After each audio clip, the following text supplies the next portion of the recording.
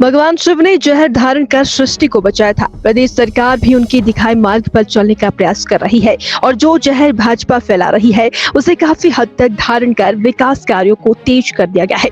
ये बात स्वास्थ्य मंत्री धनीराम शांडिल ने कही।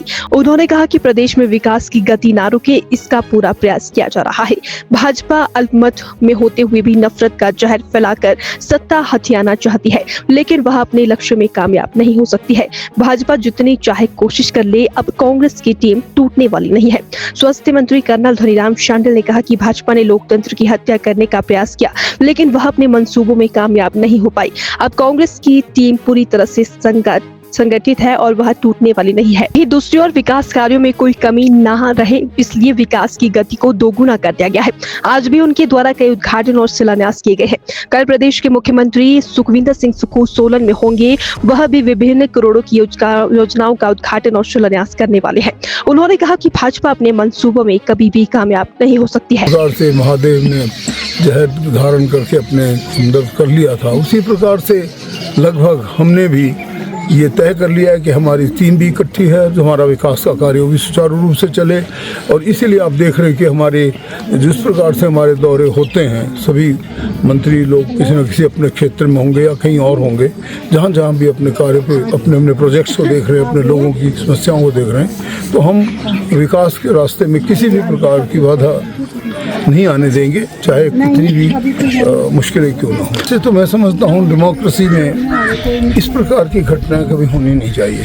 मेरा अपना व्यक्तिगत व्यू भी है, इट्स हाईली अनडेमोक्रेटिक। और चुनी हुई सरकार में जब आपका इतना स्पष्ट बहुमत हो कि आप अगर इंडिपेंडेंट को मिलाओ तो हम 43 और वो 25 हों, तब भी प्रयास किया जा रहा हो, तो आप इससे अंदाज़ा लगा सके कि उन लोगों की क्या भावना है कि किस प्रकार से लोकतंत्र बचेगा।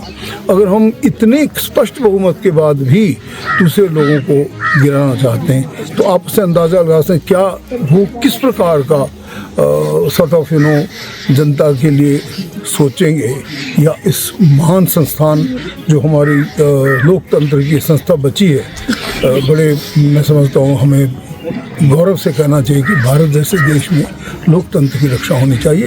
ये कोई अच्छा काम नहीं था, और ना तो इसकी तो जितनी निंदा की जाए थोड़ी। 10 तारीख को हमारे ऑनरेबल सीएम साहब हमारे सोलन क्षेत्र का दौरा करेंगे। उसमें पहला फंक्शन हमारा सोलन में ही होगा और दूसरा 2 बजे के बाद हम अर्की क्षेत्र में भी जाएंगे।